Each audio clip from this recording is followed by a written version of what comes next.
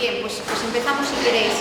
El profesor Ezquiaga, que es el encargado, el responsable de esta asignatura, me dijo que hoy no podía venir. Entonces, bueno, para los que no todos habéis coincidido en otras charlas que he estado, para los que no me conocéis, pues soy Rosario del Car, soy profesora de urbanismo de la Universidad de Valladolid y bueno, estoy colaborando en este máster con voy a poner la presentación. Bueno, en realidad es como un mini curso y al hilo de este mini curso está pensado, digamos, repasando 5 asuntos propios, digamos, o que aborda la ecología urbana, relacionados con 5 urbanistas conocidos, ¿no? Sobradamente conocidos, y un poco relacionando la obra de este urbanista con su trayectoria vital o con su biografía, ¿no? Me interesa un poco esa relación. Entonces, bueno, hasta ahora, realmente hoy que vamos a hablar de Olmsted, de Frederick Law Olmsted, le voy a dar la vuelta a esto. Frederick Law Olmsted. Realmente estaba pensada el conjunto de clases pues para haberlas dado, digamos, cronológicamente, es decir, empezar por el más antiguo y acabar por el más nuevo, pero bueno, luego el orden se ha ido ajustando en función del programa de asignaturas que tenéis. Entonces, este es el urbanista más viejo que tenía, bueno, o paisajista, como queréis llamarle, y empezar por él, pues vamos a terminar por él. La idea de ordenarlos cronológicamente, pues tenía un poco que ver como algunas ideas, digamos, se van a ir manteniendo a lo largo del tiempo. Entonces, el verde en la ciudad, tal y como lo planteaba Olmsted, desde luego tenía una visión, o desde una visión perfectamente actual y perfectamente moderna, como es el planteamiento sistémico del verde en la ciudad. El verde entendido como sistema estructurante, como sistema natural, ambiental, etc. Esa idea moderna, que parece que se nos ha ocurrido ahora, ¿no? Pues la planteaba Olmsted hace más de 100 años, ¿no? Entonces, bueno, vamos a hablar en general del verde en la ciudad, vamos a hablar de la figura y la aportación de Olmsted a este tema, yo digo, un tema importantísimo en la ordenación de las ciudades, en la ecología urbana, en la biología, en la salud. Bueno, lo vamos a abordar desde diferentes puntos de vista. Bien, bueno, aquí tenéis esta imagen de este anciano venerable, ¿no? Con esta pinta, bueno, ya al final de los años de su vida, en uno de sus parques, en uno de los parques que él diseñó. Vamos a empezar repasando un poco lo que significa el verde urbano, el verde en la ciudad, ¿no?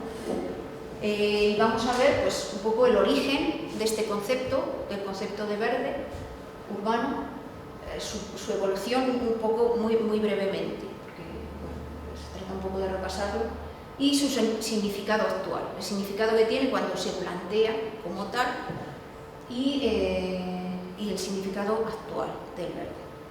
Bueno, el verde, el concepto de verde urbano pertenece sobre todo al movimiento moderno, el concepto de verde. Entonces podríamos decir que hay un planteamiento o una evolución desde el parque hasta el verde urbano, desde el parque público, porque el verde urbano acoge toda una serie de espacios públicos que forman ese sistema de lo verde, de lo público. Bueno, lo público, hoy día digamos, el concepto de verde incluso se ha ampliado y recoge también espacios que pueden ser privados, pero que contribuyen a esa visión sistémica del espacio verde. Bien, entonces, como digo, el concepto de verde urbano como conjunto de espacios libres destinados a aspectos recreativos, pues, y a acoger una de las 4 funciones del movimiento moderno, pues es un planteamiento racionalista, el movimiento moderno. Previamente había surgido la idea del parque público que aparece a mediados del siglo XIX en Inglaterra, ¿no? Bueno, ahora hablamos de él, que me estoy adelantando un poquito. Quería comentaros primero ¿Qué es el verde urbano o una definición de verde urbano? El verde urbano, como concepto, se define como un conjunto amplio de espacios de carácter público. En principio, ya digo que últimamente esto se ha ampliado un poquito, ¿no? Para uso y disfrute público, que incluye todo un repertorio de espacios, como son parques, jardines, campos deportivos, áreas de juego, cierto tipo de viales, riberas, baldíos, espacios abiertos periurbanos, huertos urbanos. Hoy está muy de moda el tema de los huertos, ¿no?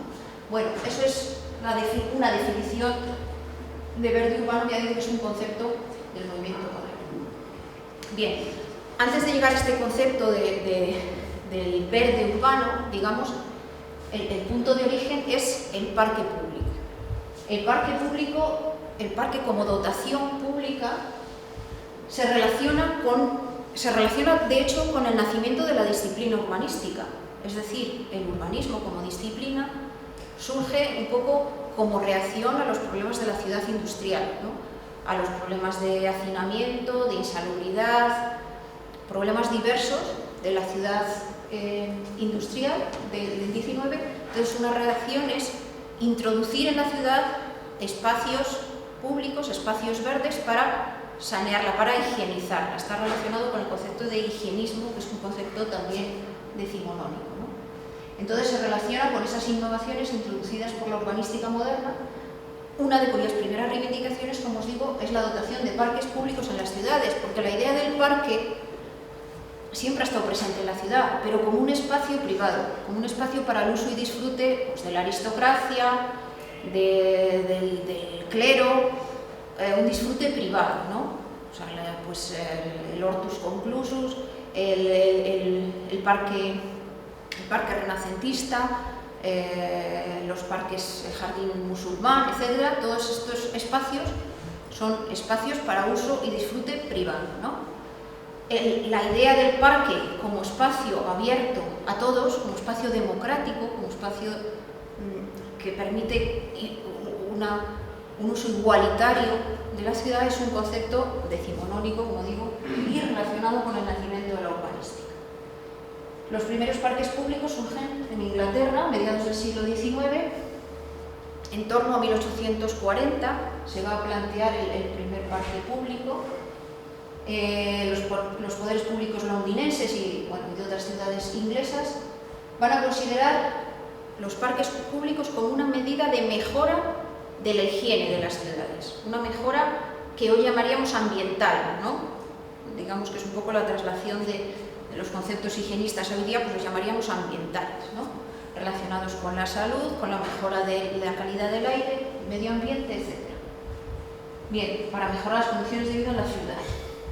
En ese sentido, cuando surge el parque, se le otorga una serie de componentes, una componente social, un espacio de relación social en el que de alguna manera democrático, en el que de alguna manera iguala a unas clases sociales con otras, todos pueden disfrutar del parque porque es un espacio público, un espacio que se va a utilizar en unos determinados tiempos.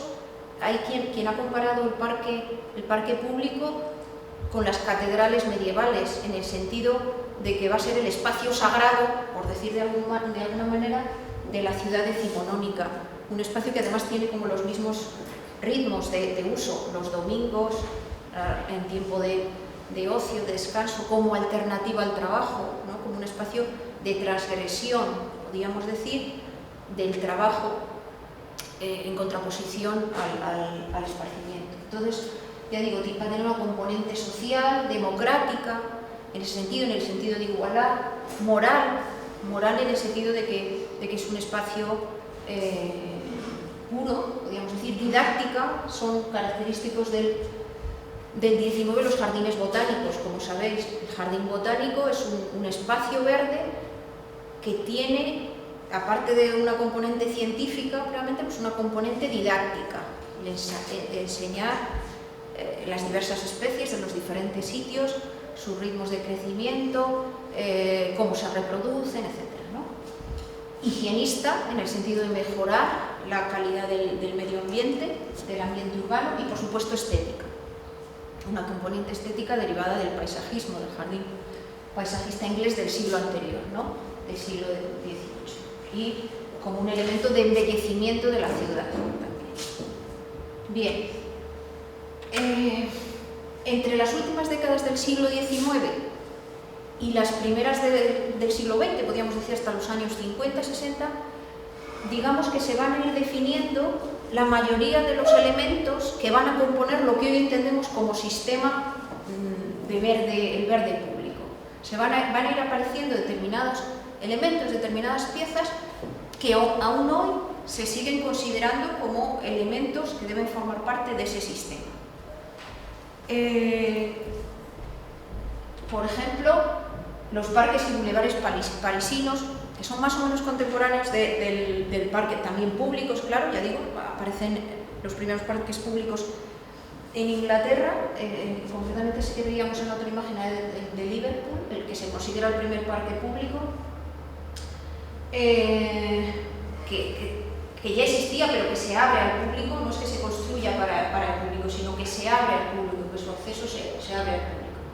Bueno, en París, pues la figura del parque y de los bulevares, el bulevar como un elemento de enlace y de relación con el parque, que luego va a influir en Olmsted. En este punto aparece la figura de Olmsted. Olmsted en Estados Unidos va a plantear una visión sistémica, como digo, del espacio verde, que va a ser muy influyente en la perspectiva actual de la consideración del espacio verde como sistema. Entonces, bueno, tenemos los parques y bulevares parisinos. Esta es una imagen del sistema de parques de Buffalo, luego lo veremos, en Estados Unidos, de Olmsted, y la idea de su sistema de espacios verdes, el parque y las vías parque, que es el objeto de la clase de hoy.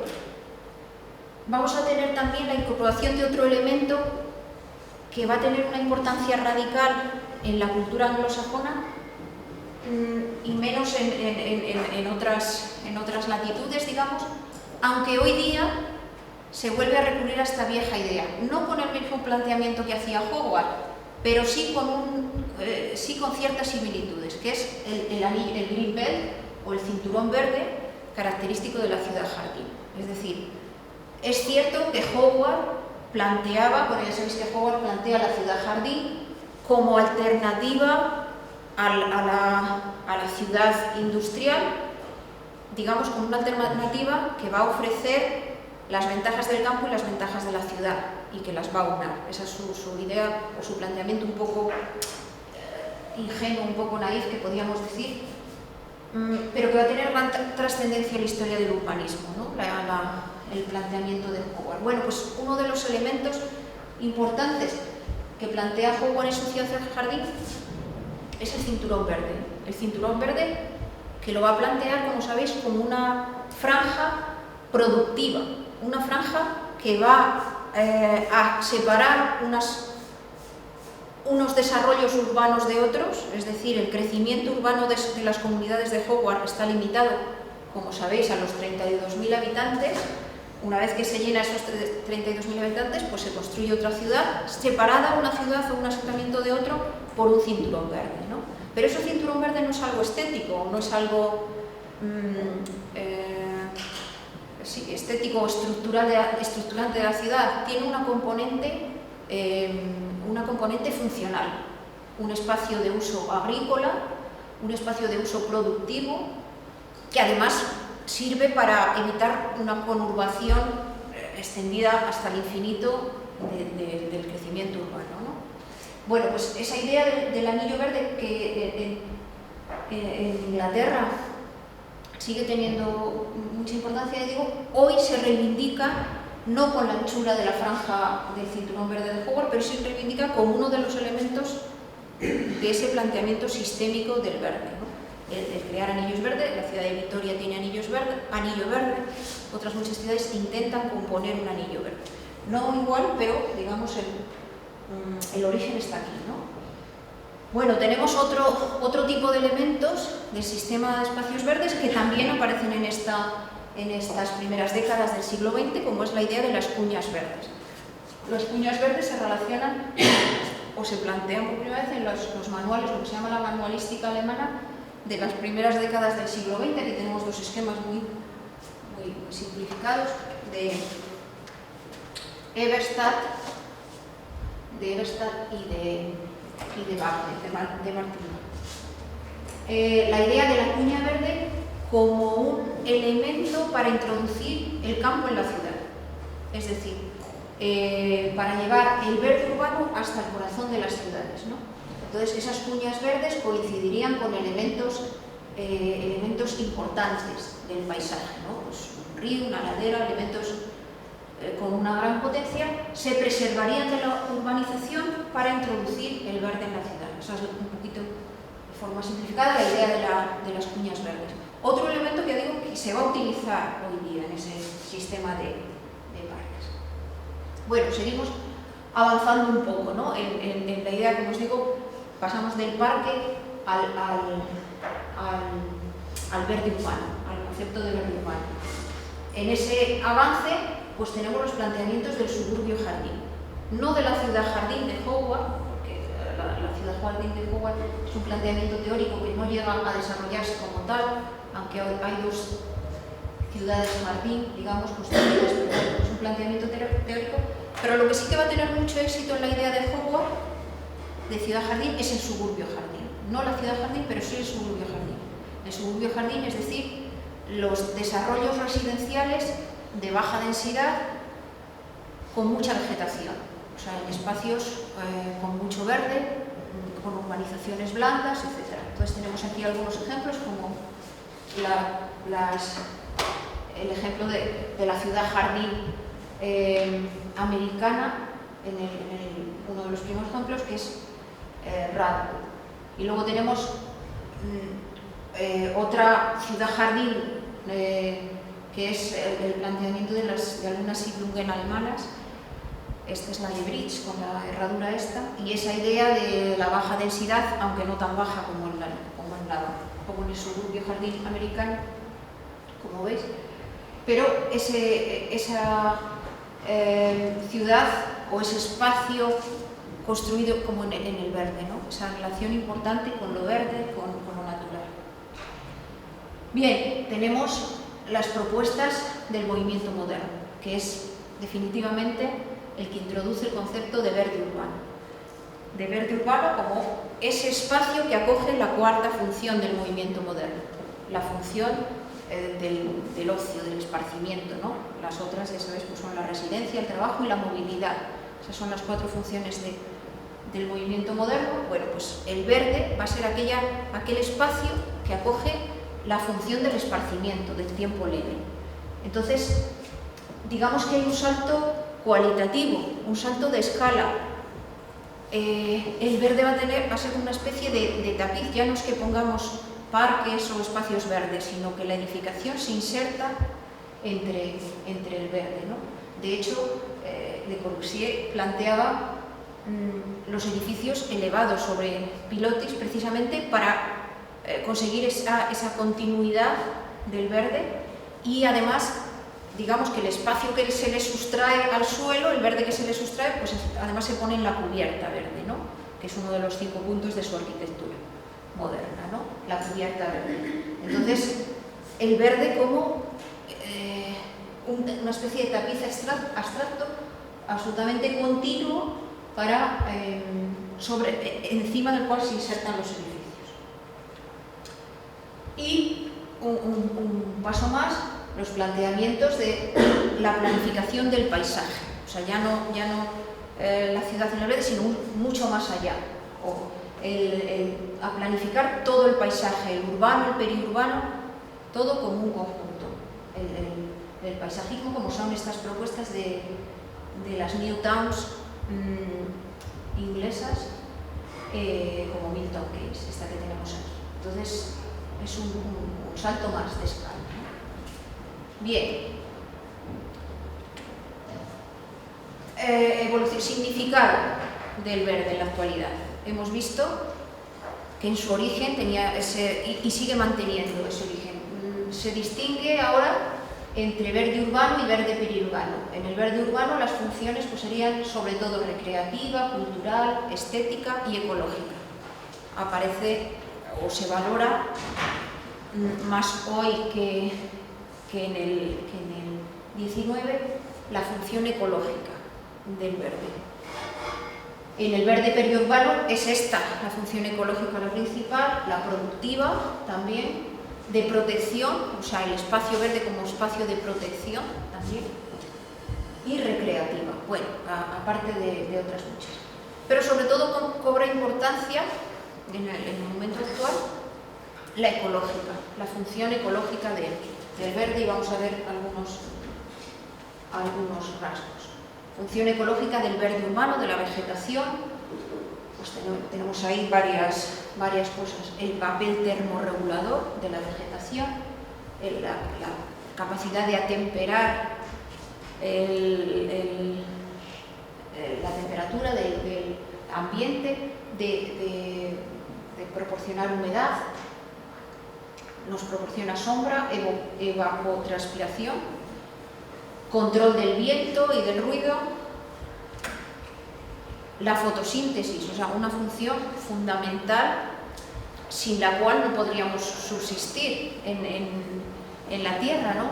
Y por lo tanto es muy importante para poder preservar la vida en la Tierra poder tener vegetación que haga esa función de la fotosíntesis, es decir, esta idea de preservar espacios de la urbanización, o sea, de evitar que todo se urbanice, pues es una idea que tiene que ver con la posibilidad de que exista la vida, ¿no?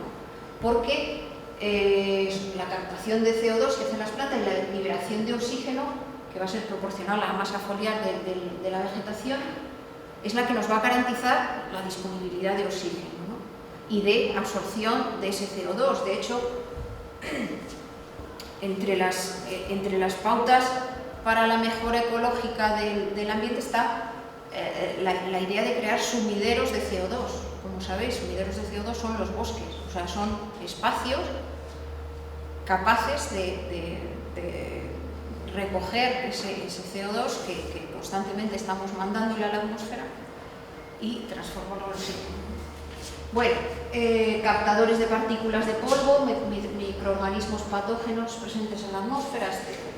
Regulación del ciclo del agua, infiltración, recarga de acuíferos, función depurativa. La vegetación cumple una misión muy importante que contribuye a la depuración del agua, a la depuración natural del agua. Bueno, protección frente a la erosión, vale.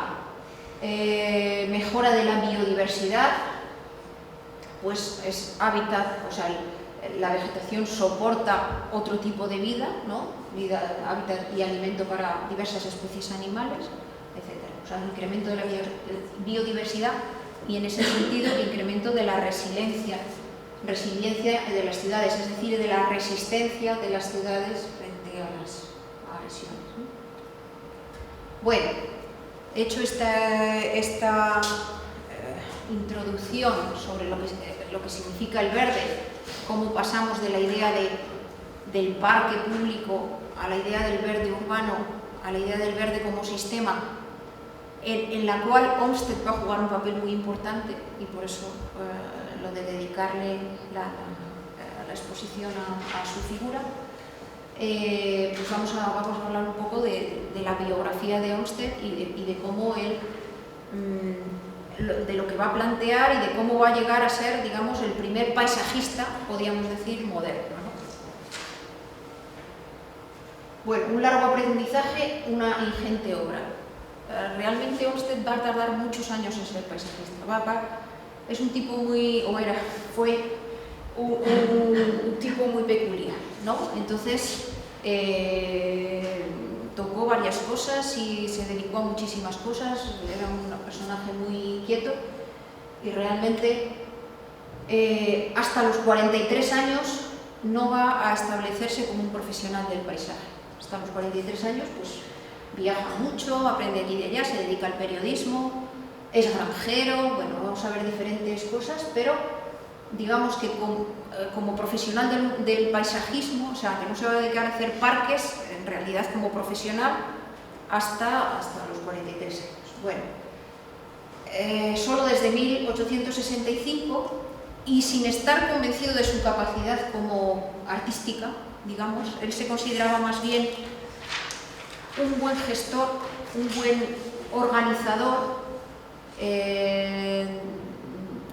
Él tenía una capacidad organizativa en todos los trabajos trabajos o inquietudes que tenía, muy, digamos que era uno de los rasgos principales de su carácter, ¿no? Entonces, lo que controla más en el parque en principio es el cómo drenar los espacios, el cómo disponer tal, el cómo garantizar los movimientos de tierras, el cómo organizar, más que el propio diseño, aunque luego va a ir en colaboración con Calvert Vaux, que va a ser su socio durante muchos años, pues va también a aprender esa componente artística del diseño de parques. Bueno, entonces, en ese año, en el año 1865, se establece definitivamente en Nueva York y va a crear una empresa, una firma, que se va a dedicar al diseño de parques y jardines de todo tipo, o sea, tanto grandes parques urbanos, sistemas de parques, parques de campus universitarios, parques de villas para ricos, o sea, bueno, toda una serie de espacios verdes, ¿no? Bueno, él había nacido en esta ciudad, Hartford, en Connecticut, y se queda huérfano de madre muy pronto. Su padre se vuelve a casar con otra mujer que va a ser muy aficionada a la botánica y al coleccionismo, al pintoresquismo, etcétera, que va a influir en él. En esa larga formación o en ese largo aprendizaje, pues va a tener múltiples influencias. Él va a ser, su padre, ya digo, se vuelve a casar muy pronto, tiene 4 hijos. Uno de ellos va a ser muy importante en la vida de Olmsted, uno de estos hermanastros, ¿no? Va a tener una profunda y larga amistad con él a lo largo de su vida, y finalmente Olmsted se va a casar con la viuda de su hermano, ¿no? Bueno, durante esos años de infancia y de adolescencia, él va a estudiar con clérigos, fuera de casa, en un paisaje rural que le va a influir o con el que va a establecer esta campiña de Nueva Inglaterra, pues digamos que va a estar ahí en su imaginario propio, ¿no? Cuando vuelve a casa, en los periodos vacacionales, pues él acostumbra a pasear a caballo con su padre, a contemplar el paisaje. Ya digo que su madre adoptiva era amante del pintoresquismo, del coleccionismo, de plantas salvajes, etc. Bueno, entonces eso van a ser unas primeras influencias. A los 18 años se va por primera vez a Nueva York, donde se va a dedicar primero a una firma de importación de cosas. Ya digo que él era, pues, gestor, ¿no? Y va a dedicarse en buena parte de su vida a la gestión, ¿no? Va a tener una formación académica básica, que es, digamos, la que le va a servir un poco para hacer algunos de sus planteamientos. Esta formación académica va a ser un semestre que va a estar en la Universidad de Yale, en la que va a adquirir algunos conocimientos científicos de agricultura. Entonces ya vais viendo un poco las piezas que van a componer su idea y su influencia, ¿no? Entonces va a adquirir algunos conocimientos de agricultura, científicos y de ingeniería. Ingeniería que luego él, la verdad es que le sacó mucho partido, ¿no? Porque con un semestre, pues realmente le sacó partido, ¿no? Luego dedicándose, él fue agricultor profesional, digamos, hizo todos estos parques, como Central Park, con un movimiento de tierras impresionante, con unas condiciones de drenaje impresionantes, o sea que ya digo que le sacó partido a esos 6 meses, ¿no? Bueno, en la universidad se une al grupo de amigos de su hermano, que era un grupo de intelectuales que le van a acercar al mundo del arte y la cultura. Es un personaje muy inquieto, ¿no? Bien, este es Olmsted en su juventud. Con 25 años, pues es un gentleman granjero, o sea, tiene una granja, luego tiene otra, Y él va a ir esta es otra pieza, digamos, del puzzle de su biografía, que le va a influir en esa visión luego del parque, ¿no? Entonces, en esa granja, en Connecticut y luego en Staten Island, pues va a ser un granjero científico, a aplicar teorías científicas, digamos, a la agricultura. Bueno, allí se reúne, hace reuniones intelectuales con su círculo de amigos, etc. Pero como era un tipo bastante inquieto, pues enseguida se cansa del asunto y se dedica a viajar. Se dedica a viajar por Europa. Bueno, primero se va a China muy joven, con 22 años, como integrado en la tripulación en un barco. O sea, se enrola en un barco y se va por ahí a viajar a China. Después va a ir a Europa varias veces, en 1850, en el 56 va a volver, luego volverá más veces, finalmente volverá en el año 1895, ya con problemas de salud, sobre todo problemas mentales, y va a hacer también unos importantes viajes que van a marcar un poco su trayectoria vital, porque él vivía en el norte, él había nacido en el norte de Estados Unidos, pues al sur más salvaje de Estados Unidos. Bien, en 1855 deja las granjas de Connecticut y de Staten Island y se establece en Nueva York. Allí trabaja como periodista, escribe, ensayista, etc. Monta una firma editorial para escribir sus artículos, publicaciones, etc. Pero esa firma quiebra. Tuvo muchos negocios y muchas cosas. Entonces, pues en esos momentos en Nueva York se ha decidido construir un gran parque, que va a ser el futuro Central Park. Sale un concurso de plaza para superintendente del parque, del Central Park, se presenta y lo gana. De superintendente no quiere decir diseñador del parque, quiere decir encargarse un poco de la gestión, de cómo sacar adelante ese espacio, ¿no? Un año más tarde sale el concurso del parque y un amigo que había conocido, que este sí era arquitecto, Albert Box, pues decide que, bueno, le llama y se presentan juntos al concurso de diseño del parque y entre los dos pues ganan el concurso de Central Park y a lo largo de los 4 años siguientes pues se va a dedicar plenamente al parque. Pero ya digo, más que como diseñador, como gestor o como coordinador de los trabajos porque donde se sitúa Central Park actualmente pues había asentamientos de gente que hay que mover, bueno, hay que solucionar una serie de problemas y él en principio se va a encargar de eso. Vale, continuamos su etapa vital. Se desata, ¿no?, la guerra civil entre los estados del norte y del sur, y él, convencido defensor de la causa del norte, de los estados del norte, se va a ir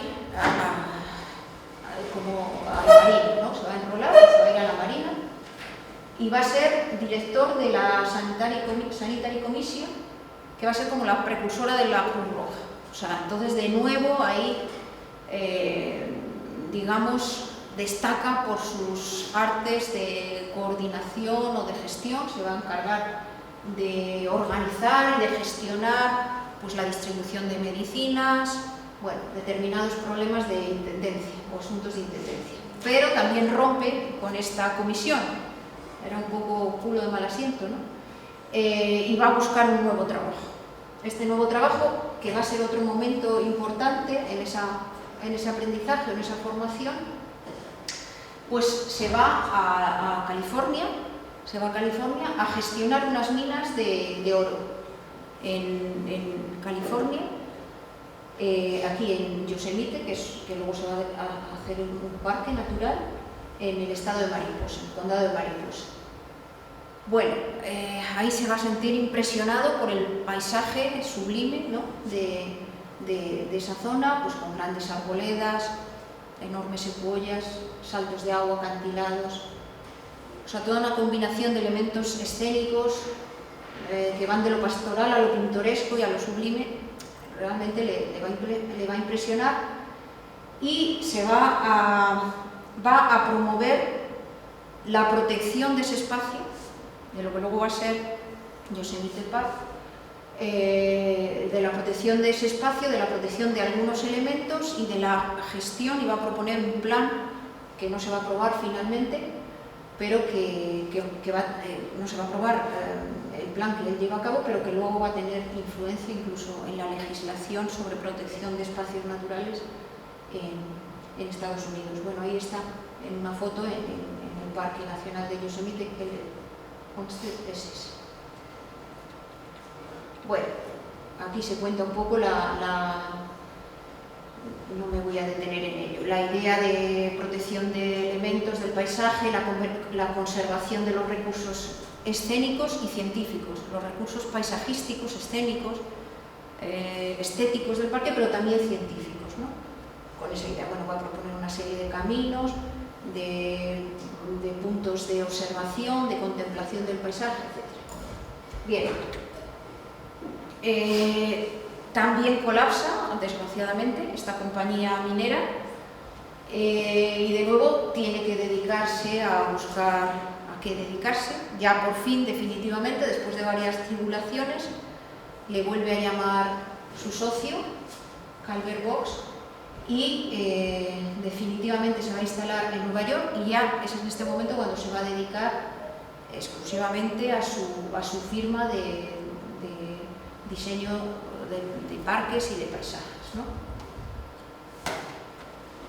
Bien, en el año 1895 vuelve nuevamente a Europa por prescripción médica ante el prematuro envejecimiento y por exceso de trabajo complicado con la melancolía. Bueno, en esa época la melancolía pues la relacionan con la locura, ¿no? Él murió con demencia, ¿no? Bien, finalmente se va a trasladar a Belmont, un parque que él había diseñado, y bueno, muere allí en 1903.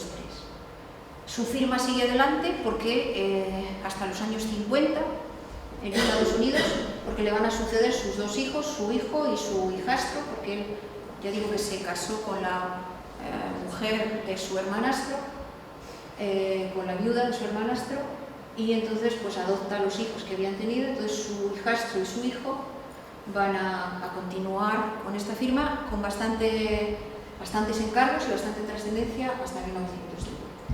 Bueno, resaltar tres cosas de esta biografía. La importancia que van a tener los viajes en su formación.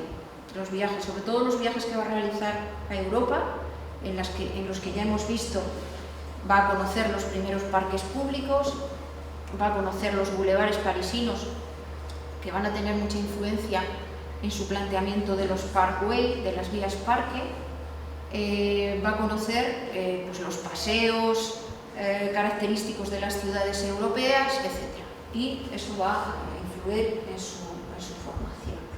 Bueno, ahí tenéis un poco contada, pero yo creo que voy a avanzar un poco. Los parques paisajistas ingleses le van a fascinar, va a ser su elemento de referencia. Los parques paisajistas del siglo XVIII, los que había construido Capability Brown, Repton, etc., sobre los que él había leído cosas, pero al visitarlos pues se va a quedar encantado, y esa va a ser su principal influencia, ¿no? El paisajismo, esos parques magníficos que se pretenden naturales pero son lo más artificioso del mundo, ¿no? Que es el parque paisajista inglés, que Repton y Capability Brown no los hacían abiertos al público, los hacían para pues, los aristócratas, los ricos. Bueno, va a conocer este primer parque de Liverpool, Birkenhead Park, que va a ser el primer parque público y que abierto al público, no diseñado para el público, sino abierto al público le va a gustar mucho, lo había proyectado Joseph Paxton, y le va a gustar pues, su estructura funcional, compositiva y su valor urbano como lugar colectivo, como espacio democrático, como decíamos antes, como espacio social, etc. Bueno, también en Inglaterra se va a encontrar con los reformistas sociales de la época y también eso va a complementar un poco sus planteamientos. Bueno, a raíz de ese viaje, ese primer viaje a Inglaterra, va a escribir un libro, que es este, Paseos y conversaciones de un granjero americano en Inglaterra, ¿no? Que va a tener mucho éxito. Bien, vuelve a Inglaterra y va a hacer una serie de viajes por el sur de Estados Unidos. En esos viajes, que no tienen nada que ver con los parques, digamos, se va a dedicar al periodismo, a reflejar un poco y analizar la sociedad americana de la época, de su tiempo. Va a escribir una serie de cartas o de escritos a los periódicos y va a ser un profundo activista, un profundo defensor de la abolición de la esclavitud, ¿no? Entonces va a destacar en ese momento por sus compromisos sociales, sus compromisos en el sentido de intentar o defender la abolición de la esclavitud.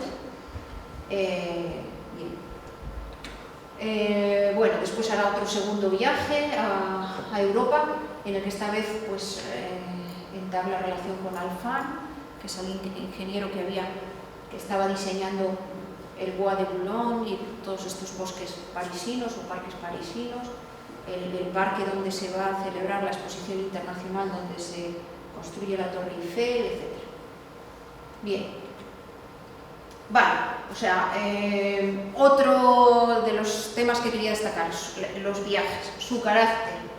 Según sus contemporáneos, tenía un gran entusiasmo por la vida, debía ser una persona muy vehemente, se planteaba el trabajo como deber, entonces se pasaba el día trabajando, ¿no? Tenía un gran ímpetu en las acciones que perseguía, etc. Bueno, también destacan, y eso también es importante luego en las propuestas que va a hacer de los parques, la pasión por los detalles, era muy maniático, parece ser, su virtud, o sea, la idea de sistematizar las cosas, ¿no? Etc. Bueno, capacidad de concebir un plan, esa capacidad de organizador nato, de que todo aquello que concebía era capaz de llevarlo adelante porque establecía los pasos que había que dar, el orden, y encima animaba a la gente a llevarlo a cabo, ¿no? Bueno, tal combinación del concepto global y el dominio del detalle, junto a la energía para llevar a cabo la realización del plan que había previsto, pues va a ser algo recurrente en su trayectoria profesional. Por último, destacar un poco el significado de sus planteamientos. Bueno, su vida se va a desarrollar entre el pragmatismo y el talento artístico. Es decir, él no se considera un artista, él se considera más bien una persona pragmática, capaz de organizar un plan y de llevarlo adelante. Y va a contar con la colaboración de gente que él considera más artista, como es Calvert Vaux, que es el que va a diseñar algunos elementos. En sus parques o en su sistema de parques va a plantear como indisoluble la función artística y social del paisajismo. O sea, el paisajismo no solo como una componente estética o como una componente estética o estructurante de la ciudad, sino como una función social. En eso enlaza con los planteamientos ingleses de la idea del parque público, ¿no? El sentido de la colectividad, el sentido del lugar, la cualificación espacial como contribución al avance de la sociedad. Bien, en su profesión como paisajista profesional, pues lo va a abordar desde diferentes vertientes, muchas veces, ya digo, apoyándose en otros, el arte, la teoría del diseño, la componente científica, o sea, sus conocimientos agrícolas, sus conocimientos ingenieriles a la hora de plantear o enfrentarse a la topografía de un lugar, plantear su drenaje, etcétera, el medio ambiente, las teorías sociales, etc. Bueno, Beveridge, que es su biógrafo, pues dice que todos sus proyectos responden a las 7 S. Y las 7 S son el escenario, ¿no? Los paisajes, el paisaje, los fragmentos, en relación al espacio, es decir, la idea de sistema, la idea del escenario, pero como un sistema de cosas, no como cosas aisladas, sino como cosas que van formando ese sistema, ¿no? La idoneidad, es decir, la adecuación al lugar de sus planteamientos, el estilo, es decir, cada espacio ordenado según su finalidad, la subordinación de todos y cada uno de los elementos al diseño global, es decir, hay una idea global, una idea de sistema, y luego toda una serie de elementos que se subordinan a esa idea global. No el parque como suma de cosas, sino una idea global y luego todo subordinado a esa idea que lo soporta todo, ¿no? Bueno, separación de usos y de estilos en conflicto, la sanidad o el saneamiento, entender el parque no como un espacio solo beneficioso desde el punto de vista de la mejora del ambiente que proporciona la vegetación, sino del drenaje, de la importancia de la vegetación en el drenaje del agua, etcétera, en crear lugares sanos. Por ejemplo, cuando planteé su intervención en Boston, el famoso Emerald Necklace, el collar de esmeraldas, pues él va a empezar por drenar, o sea, él va a enfrentarse a la planificación de ese sistema de parques como una manera de crear un espacio saludable, un espacio que era pantanoso, transformarlo en un espacio de parque, ¿no? Bueno, y de servicio, es decir, él dice, no se considera auténtico arte algo que descuida la utilidad, o sea, no el arte por el arte, sino que además tiene que ser útil. Bien, en sus intervenciones no va a abordar, digamos, la naturaleza en un estado puro, sino en un estado, ¿cómo os diría?, civilizado, o sea, es decir, la naturaleza dentro de una trama urbana, sometida a una trama urbana, civilizada, cualificada, al menos en los bordes. La relación con el borde urbano siempre va a ser mucho más civilizada, con paseos arbolados, con alineaciones mucho más regularizadas, etc., dejando, digamos, esa idea más natural del parque para el interior. Y siempre la comprensión del suelo como soporte. El suelo, la atención a la topografía, como digo, al drenaje, etc. Bueno, eso va a ser un poco el resumen de sus planteamientos, y ahora vamos a ver cómo aparece su idea del parque como sistema, que es el siguiente punto. Bueno, el sistema de parques y de vías parque es, digamos, su mayor aportación al tema del verde urbano. La idea de plantear el verde como sistema, como algo, él decía, debemos plantear no los parques como islas, como se habían planteado pues los parques ingleses o los parques parisinos, ¿no? Parques como islas dentro de lo edificado, ¿no?, en las ciudades. Una isla de verde, otra isla de verde, sino el parque como sistema. Entonces el parque como sistema va a ser parques mezclados entre la edificación y unidos por vías parque, por elementos que los enlazan y que proporcionan la continuidad de ese sistema y que incluso lo enlazan con el paisaje periférico, con el paisaje periurbano, que llamaríamos ahora. Esa es la idea. Bueno, primero, claro, esta idea llega no desde el principio, va llegando poco a poco, o sea, va un poco destilando sus intervenciones. Primero Central Park, que él mismo dice que es una intervención de gran importancia, y dice que es realmente el primer parque hecho en este siglo, en el siglo XIX, hecho como parque público, o sea, diseñado y pensado como parque público desde el principio, no un parque que se abre al público, ¿no? Y dice lo que es un gran signo de un buen desarrollo democrático, ¿no? Un espacio democrático. Bueno, no vamos a hablar de la complicación, del enorme esfuerzo para construir 350 hectáreas de parque, el esfuerzo que supone de plantaciones, de vegetación, de movimientos de tierra, de drenaje, bueno, prevé una serie de recorridos diferenciados, unos a pie, otros a caballo, otros para carruajes, etc. O sea, es como una trama de caminos muy diversificados, siempre con la presencia de elementos de agua y de vegetaciones muy diversas, ¿no? Bien, eso es el parque. Luego tenemos la aparición de la idea del parkway, de la vía parque. La vía parque la va a plantear por primera vez en Brooklyn, el Eastern Parkway, que es este. Digamos, la idea de la vía parque es una vía que, como digo, va a enlazar los parques de la ciudad, va a suponer, digamos, como un acceso escénico al parque, un recorrido escénico que va a desembocar en el parque, pero que también muchos de los parkway conectan la ciudad con el campo. O sea, van a empezar en la ciudad, pero van a acabar en el campo. De hecho, posteriormente las vías parque americanas van a ser vías rodadas, o sea, autopistas, pero con esa idea escenográfica, ¿no? De recorridos muy cuidados, con mucho arbolado. No es como las había planteado obviamente Olmsted, porque en la época de Olmsted no existían coches, ¿no? Coches a motor, quiero decir.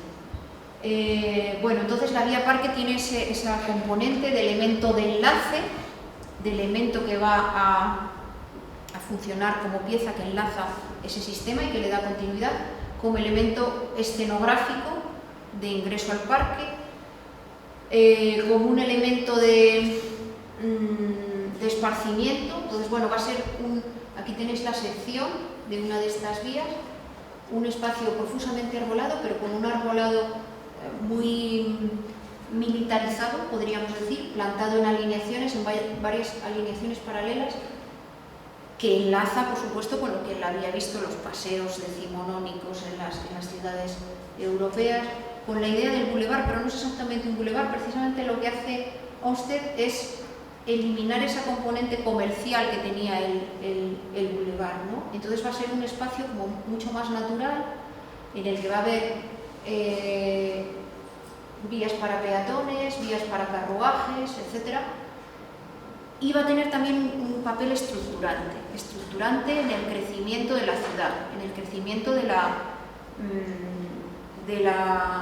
residencia, de los espacios residenciales. Bueno, ese es el primer parkway que propone, y el primer planteamiento del sistema en conjunto, o sea, de los parques y de las vías parque, va a ser el Buffalo Park System. Entonces, en esta ciudad, pues va a recoger ya todo ese destilado de cosas, de piezas, de planteamientos, etcétera, del parque o del verde como sistema, ¿no? Entonces, bueno, pues veis que plantea una serie de parques metidos entre la edificación, más grandes, más pequeños, de diferente carácter, etcétera, y una serie de grandes avenidas que son estas vías parque, que pueden tener pues del orden de 60 metros o 65 metros, las hay más anchas o menos anchas, pero bueno, de ese orden. O sea, son unas enormes vías que incluso en sí mismas funcionan como parque, ¿no? La propia vía, dada su anchura. Fijaos que la anchura característica del boulevard parisino pues está en torno a los 30 y tantos metros.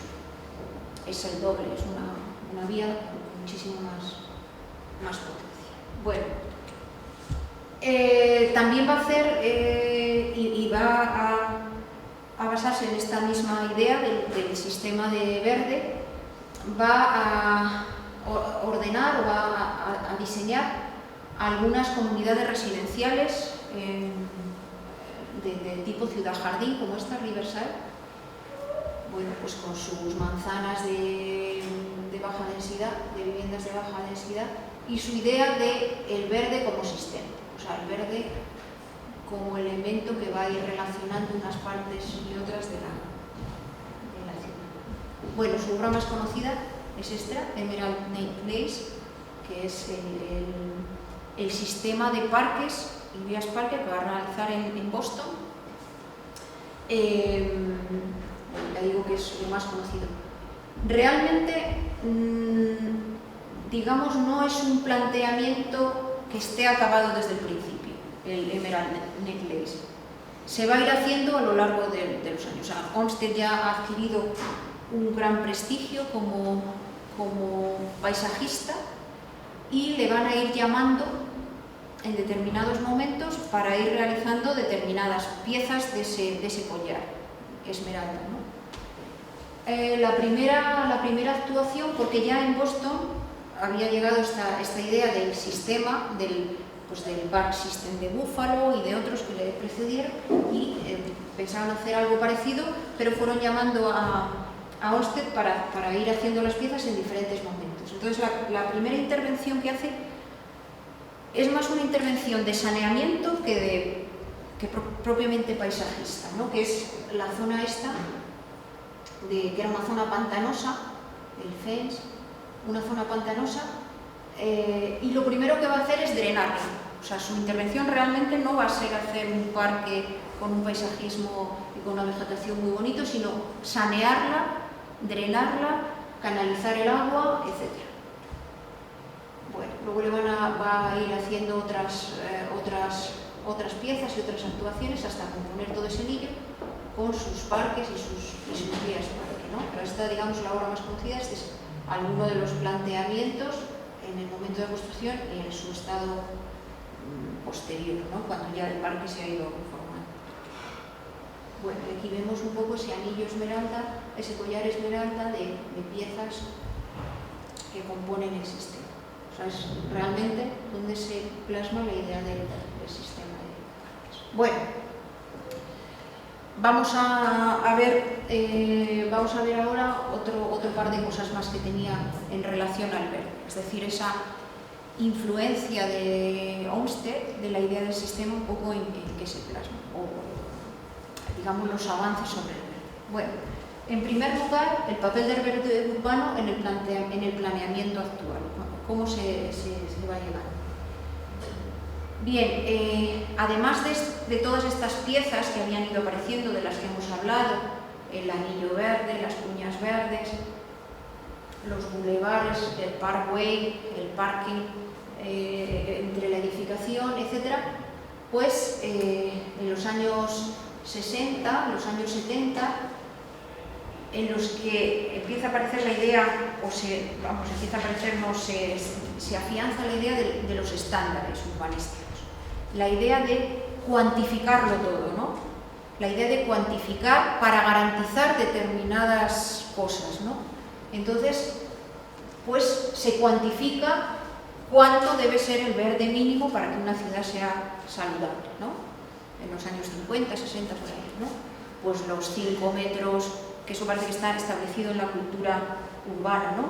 Los 5 metros cuadrados por habitante exigidos por ley a nivel ciudad, como sistema general, más, bueno, eso ya depende un poco de las legislaciones de cada comunidad, en unos sitios son 15 metros cuadrados, en otros 20, bueno, 25, etc. Es decir, la idea de poner una cifra, de cuantificar, de definir un estándar, que hoy los llamamos indicadores, hoy lo que se llamaba en los años 50 o 60 estándar, hoy son los famosos indicadores, ¿no? Para garantizar unos mínimos, ¿no? Bueno, por un lado, cuantificar el verde, es decir, lograr un estándar. Por otro lado, cualificar, es decir, la idea de jerarquización de espacios verdes según el número de personas y las distancias caminando. Es decir, establecer una jerarquía de espacios en la ciudad, que pueden ir desde el parque general a pequeños parques de comunidad. Bueno, aquí tenéis algunos esquemas muy elementales de esos años, ¿no? En los que hay una equidistribución de espacios verdes y de parques intercalados entre la ciudad, ¿no? El parque urbano cada no sé cuántos mil habitantes, un terreno deportivo cada no sé cuántos, el jardín de barrio, el terreno de juegos abierto, el espacio, las piezas de juegos de niños, etc. O sea, la idea de equidistribuir el verde y jerarquizar, con esta idea de cuánto se debe tardar como mucho en llegar caminando a un espacio verde de proximidad. Entonces, pues aquí tenéis esos esquemas, pues al terreno de juegos equipado, como máximo que la vivienda más alejada esté a 150 minutos. Esto a 150 metros. El parque urbano, que como mucho tengamos que caminar 20 minutos. Uy, perdón, estos son 15 minutos. No sé realmente. Bueno, 60 minutos, etc. Bueno, ya digo que se va cuantificando esto. Vale. El tercer aspecto en el planteamiento actual del verde urbano, de cómo abordar el tratamiento del verde urbano en las ciudades, primero cuantificar, cualificar y luego la idea del sistema, que hoy se llama pues, un sistema mallado o como queráis llamarlo, ¿no? Sistemas mallados, continuos, formados por diferentes tipos de espacios. Es decir, recuperar esos viejos espacios que ya se habían ido planteando en los diferentes sitios y plantear otros nuevos, ¿no? Bueno, aquí tenía dos citas que las voy a pasar. De este informe, un informe europeo, el Green Structure and Urban Planning, cuya acción es de la Unión Europea, dice la estructura del verde debe enlazar la ciudad y el campo a través de todos esos espacios formando ese sistema. Y la estructura del verde debe enlazar el pasado y el futuro, es decir, el verde como soporte de la sostenibilidad, como soporte de un espacio que debemos ceder o dejar para las generaciones futuras, un espacio saludable. Bueno, en ese sistema de mallado, pues vamos a repasar así muy brevemente algunas piezas de ese sistema. Bueno, los parques tradicionales son piezas esenciales de ese sistema, ¿no? Siguen siendo necesarios. El parque tradicional generalmente son espacios verdes que tienen una gran virtud, que es su centralidad. O sea, son espacios verdes muy accesibles. Me estoy refiriendo a los parques tradicionales, a los parques decimonónicos. Están muy bien comunicados, suelen ser continuos en relación a otras redes de espacios. Suelen ser, desde el punto de vista de la biodiversidad, suelen ser espacios todavía interesantes. Su suelo está bastante naturalizado, no suele estar contaminado, las aguas subterráneas poco afectadas. Bueno, en ese sentido son valiosos. Tienen un alto valor para el clima de la ciudad y conviene atender de ellos la existencia de grandes superficies de césped, se recomienda, y el tipo de pavimentación. Es decir, en ciudades de climas o en países de climas secos como el nuestro, pues la extensión de grandes superficies de césped pues no es recomendable, entre otras cosas porque el césped es una especie con muy pobre biodiversidad, o sea, no estimula la aparición de especies, tiene una biodiversidad muy baja. Y por otro lado es una especie muy exigente desde el punto de vista del consumo de agua y desde el punto de vista de pues el uso de productos fitosanitarios, abonos, pesticidas, lo que sea, y además que exigen o que demandan una gran cantidad de energía en su mantenimiento. Hay que segarlo, hay que atenderlo, ¿no? Entonces, bueno, pues en nuestro clima, ya digo, en otras latitudes, lógicamente, pues crece casi espontáneamente. Pero nosotros que tenemos problemas de agua, de suministro de agua, pues conviene reducir, por supuesto en los parques y en todo tipo de intervenciones, la cantidad de césped y el tipo de pavimentación. El tipo de pavimentación en estos espacios suele ser una pavimentación más bien de riza, o sea, los caminos no, o sea, son espacios muy permeables en ese sentido. Bien, son unos espacios que además tienen culturalmente, digamos, cumplen un papel importante también en la ciudad. Bien, tenemos otro tipo de espacios que formarían parte de esa red o ese sistema, como son plazas y pequeños espacios verdes, como este que tenemos aquí, no sé si conocéis, toda una serie de plazas que realizan en los años 90 Bach y Mora, Jaume Bach y Gabriel Mora, en Barcelona, son las plazas de Gracia, ¿no? En las que tiene una gran importancia la vegetación, y cómo se dispone el arbolado, etc. Y ese papel de recuperar esos espacios que habían servido como aparcamiento, pues como espacios para la colectividad, etc., ¿no? Bueno, se sitúan entre los espacios construidos de la ciudad, aunque muchas veces se resuelven con soluciones duras. Hubo una época en Barcelona en que lo moderno era hacer las famosas plazas duras estas, ¿no? Muy selladas, muy impermeables, con polvo arbolado. Bueno, interesa que estas zonas tengan continuidad, que no funcionen como islas, un poco en la idea de Oreste. Bueno, también que se planten especies con funciones biológicas, con ese estímulo de la biodiversidad, o sea, que atraigan insectos, porque los insectos atraerán pájaros, etc. Entonces, la biodiversidad hace más resilientes las ciudades, más resistentes a determinadas agresiones. Bueno, se recomienda también incorporar especies nativas o adaptadas a las condiciones climáticas existentes, porque son más baratas, porque exigen menos cantidad de agua para su mantenimiento, etc. Bueno, algunos consejos básicos. Este sistema, esto es algo novedoso, digamos, respecto de los elementos que hemos estado viendo que forman parte del sistema verde, que son las áreas vacantes y los baldíos. Según algunos paisajistas, son las zonas de conservación de la naturaleza del mañana, o sea, son los mejores espacios desde el punto de vista de la biodiversidad. Son espacios en los que la vegetación crece espontáneamente, en los que hay una alta biodiversidad con otras especies, la naturaleza no ha sido domesticada, entonces en ese sentido cumplen un papel ecológico de primer orden. La cuestión es que muchas veces ofrecen un aspecto abandonado, o sea que convendría, digamos, de alguna manera plantear cierto mantenimiento para no dar la sensación de abandono, de inseguridad, etc. Bueno, muchas veces son espacios que pueden permanecer como espacios, como elementos de ese sistema de verde, porque están esperando que se construya, ¿no? Y que se desarrolle, pero que mientras tanto funcionan como biotopos importantes, ¿no? Bueno, luego tenemos otros, que, como este de la derecha, que son recuperación de espacios obsoletos, ¿no? Esto es una intervención en la cuenca del Ruhr, en Alemania, en la que se recuperan determinados espacios fabriles con verde, ¿no?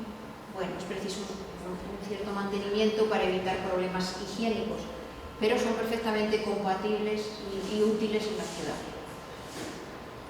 Las riberas, claro, las riberas de los ríos, formando parte de ese sistema, son enclaves de singular valor ecológico, por las comunidades vegetales, valores paisajísticos, valores culturales también, por los efectos microclimáticos que deben preservarse. Bueno, conviene garantizar la continuidad de acceso público, algo que no siempre se consigue, porque en la historia de la ciudad cada vez se ha ido dificultando más el acceso a los ríos se han encauzado, se ha dificultado la relación de los ciudadanos con el agua, ¿no? Convendría recuperar ese acceso, si bien protegiendo, no construyendo muy cerca del borde, etc., ¿no? Bueno, es preferible en los planteamientos modernos, los planteamientos actuales, a nadie se le ocurriría canalizar un río. Eso, digamos, que es una herencia del pasado, otra manera de plantearlo, de domesticar los ríos y encauzarlos. Ahora eso está totalmente fuera de los planteamientos de ordenación. El canalizar los ríos hace que se incremente la velocidad de escorrentía, desaparece la vegetación de ribera. La vegetación de ribera lo que hace es controlar el flujo del agua, ¿no? la disposición natural de la vegetación que va haciendo entrantes y salientes, pues va en cierto modo frenando la escorrentía, regulando el flujo de los ríos, etc. Bueno, por eso lo de la canalización pues, es algo que está un poco fuera de tal. Bueno, otros espacios que constituyen este sistema son espacios que con frecuencia se vinculan a los equipamientos. Los equipamientos públicos casi siempre pues, poseen, bueno, no casi siempre, pero bueno, con frecuencia pues, tienen parcelas grandes en las que se sitúa el edificio y el resto se suele dejar como verde. Quizás sea un espacio que puede no tener demasiado valor ecológico o en sí mismo, pero tiene un importante valor en la formación de ese sistema, de esa idea de sistema, ¿no? Bueno, de nuevo se recomienda evitar las grandes cespederas y cuando se quiere conseguir esa sensación verde, pues sustituirlo por un tipo de vegetación mucho más dura, que es la llamada vegetación de pradera, ¿no? Que es una vegetación mucho menos aterciopelada, podríamos decir, en su imagen, pero bueno, que da esa, que necesita menos agua, menos atención, etc., ¿no? Y tiene mayor valor ecológico. Bien, recientemente, o hace no demasiados años, a esta idea sistémica del verde, pues desde el punto de vista ecológico se plantea considerar también el verde privado. Es decir, la idea del verde como dotación pública es una cosa, pero como función ecológica, pues da igual que los árboles o las plantas estén en un espacio público que en un espacio privado. O sea, como parte de la formación de ese sistema, de esa posibilidad de continuidad, de creación de biotopos continuos, pues efectivamente da igual, ¿no? Bueno, pues tiene una importante función en ese sentido para dar continuidad a los biotopos urbanos. Muchas veces no suelen ser espacios quizá muy, desde el punto de vista del tipo de especies que se eligen, etcétera, pues son especies muy exigentes en agua, hay que regarlas mucho, se utilizan demasiados productos fitosanitarios, etcétera. O sea, bueno, no es lo más deseable, pero constituyen hábitats pobres, suelos sometidos a grandes presiones por la concentración de fertilizantes, pesticidas, etcétera, pero ya digo que cumplen esa función de continuidad. Otro elemento que también formaría parte de esa idea de continuidad de los biotopos pues serían las cubiertas y fachadas verdes. Bueno, la idea de la cubierta verde, como os decía antes, la plantea Le Corbusier, ¿no? En sus cinco elementos para una arquitectura moderna, pues uno de ellos es la cubierta verde, ¿no? Esto nos parece que es un elemento que se ha inventado ahora, pero que ya tiene su importancia. En los años 60, en el 65 concretamente, pues está esta intervención del grupo Atelier 5 en la Siedlung en Halle con sus cubiertas verdes, ¿no? La cubierta verde aquí actúa como un elemento, porque esta intervención está en una ladera, ¿no? En un bosque. Entonces, como elemento de integración con la naturaleza, pero también tiene otras componentes, como tiene la cubierta verde, como es proteger a las viviendas del ruido, como aislante térmico, acústico, bien como elemento natural, lógicamente. En Alemania, por ejemplo, es obligado por ley. En los nuevos desarrollos urbanos hay una exigencia legal de que al menos un porcentaje, ahora mismo no recuerdo si el 40% de la superficie destinada a cubierta tiene que ser cubierta verde. O sea, es algo que está incorporado a la legislación. Entonces, los nuevos barrios que se hacen, pues manteniendo sus cubiertas verdes. El requisito de la cubierta verde, el requisito esencial, ¿cuál es? Que la vegetación que se ponga no necesite ningún tipo de mantenimiento. Entonces tiene que ser unas plantas que llaman secas, ¿no? En climas secos como el nuestro, que no necesitan ningún tipo de riego, ni de fertilizantes, ni ningún tipo de mantenimiento que no sea el mantenimiento básico que exigiría una cubierta normal. Y sin embargo tienen bastantes ventajas, ¿no? Aunque digamos, no están muy incorporadas en nuestra práctica. Bien, el arbolado sistemático en calles, o sea, la idea de disponer árboles de forma sistemática en todas las vías de nuestros nuevos desarrollos. Algo que todavía en España cuesta mucho introducir. En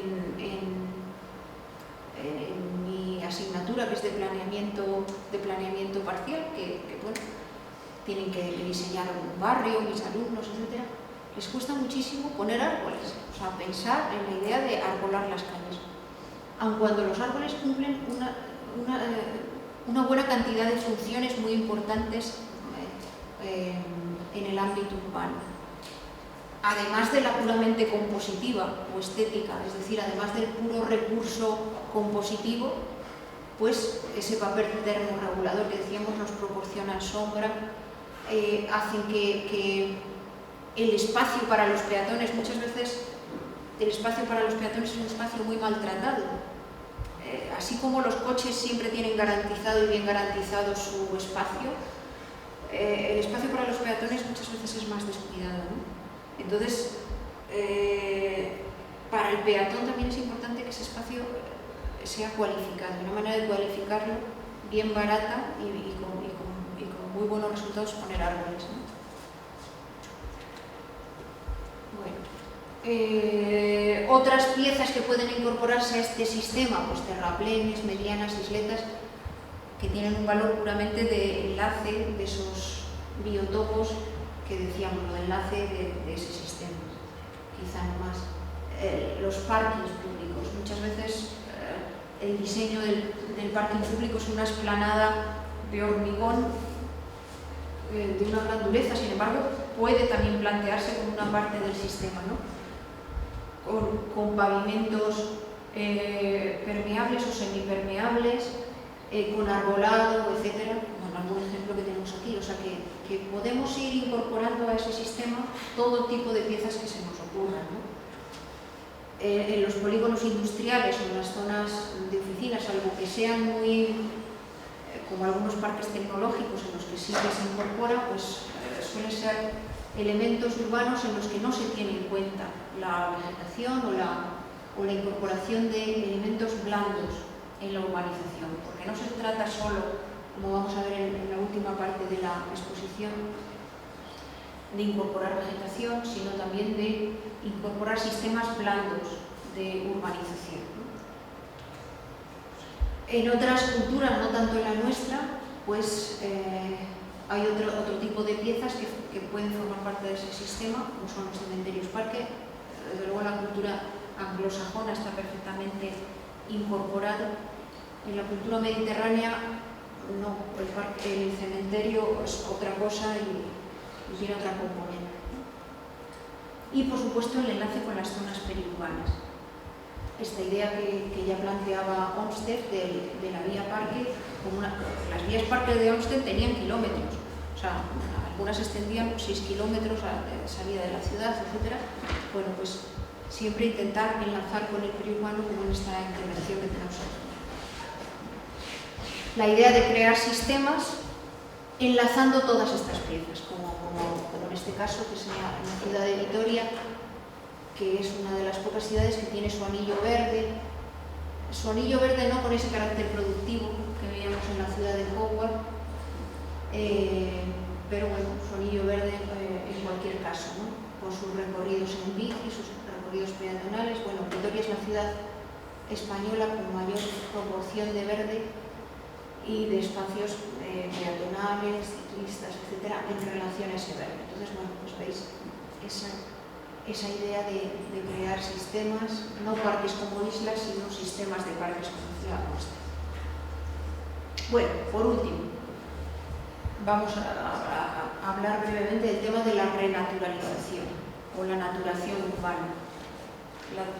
La naturación urbana como un salto de escala, o sea, como una idea de volver a incorporar la naturaleza en las ciudades, lo cual implica no solo poner parques, no solo tratar todo este tipo de elementos que hemos ido viendo, sino la idea de hacer más permeables las ciudades, más permeables los barrios, hacer que el suelo pueda respirar, que cuando llueve el agua no se vaya rápidamente a una alcantarilla y de la alcantarilla a un colector y del colector a la depuradora, ¿no? Sino que pueda infiltrarse lentamente en el subsuelo, recargar los acuíferos, depurarse naturalmente, etc. Bueno, para eso hace falta cambiar un poco el planteamiento, ¿no? Con la idea de renaturalizar, es decir, de hacer espacios con suelos más terrizos. No hace falta que sean todo parques o todo, sino suelos terrizos. La idea de renaturalizar es también contar con otros elementos de la naturaleza como el viento, no obstaculizar los vientos que pueden limpiar la atmósfera, incorporación de la vegetación, incorporación del agua en relación también a la vegetación, con la creación de estancias de retención, etc. Bueno, la idea de renaturalizar las ciudades no solo por eso, sino contra el cambio climático. Es decir, lo que os decía antes de la necesidad de que dispongamos de espacios vegetales, de espacios naturales, porque son los que permiten, los que nos van a proporcionar oxígeno, que es necesario para la vida. Por lo tanto, no se trata solo de reducir nuestros niveles de CO2 a la atmósfera, o sea, no se trata solo de reducir el tránsito de coches, el consumo energético para determinadas funciones, sino además de llevar a cabo medidas para asimilar ese oxígeno, crear sumideros de crear sumideros de CO2, ¿no? Bueno, traía aquí una imagen de algunos que yo creo que es muy gráfica de esa renaturalización de la ciudad. O sea, como en una superficie hormigonada, pues hay algunos movimientos urbanos, digamos, muy implicados con esta idea, que lo que hacen es abrir como surcos, rastrillando o rasgando, digamos, ese hormigón, poniendo un poco de tierra vegetal y simplemente ya la vegetación crece ahí y bueno, se ha conseguido hacer un espacio más naturalizado, más renaturalizado.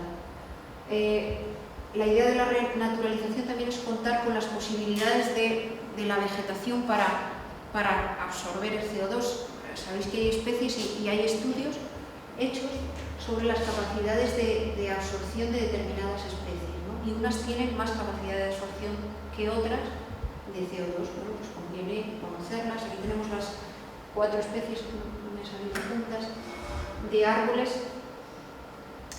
que suelen ser árboles urbanos con más capacidad de absorción de CO2, que mejor se comportan en ese sentido, pues son la media, que es esta, que además fijaos qué colorido tan espectacular. Tiene un pequeño problema, que... En este clima no se da. Sí se da. El pequeño problema es que es venenoso.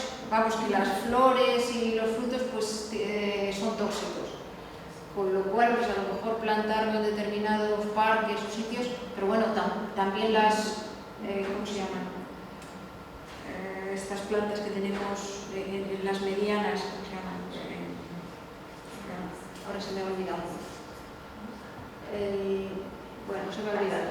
También son tóxicas y convivimos con ellas perfectamente. Pero bueno, la amelia es la especie, pero con diferencia, que más CO2 absorbe. La acacia es una especie bastante común, que se da en todos los sitios, que crece estupendamente y que no tiene ningún problema, además es de hoja caduca, con lo cual pues, efectos bioclimáticos funcionan muy bien. Jacaranda, el olmo también. Bueno.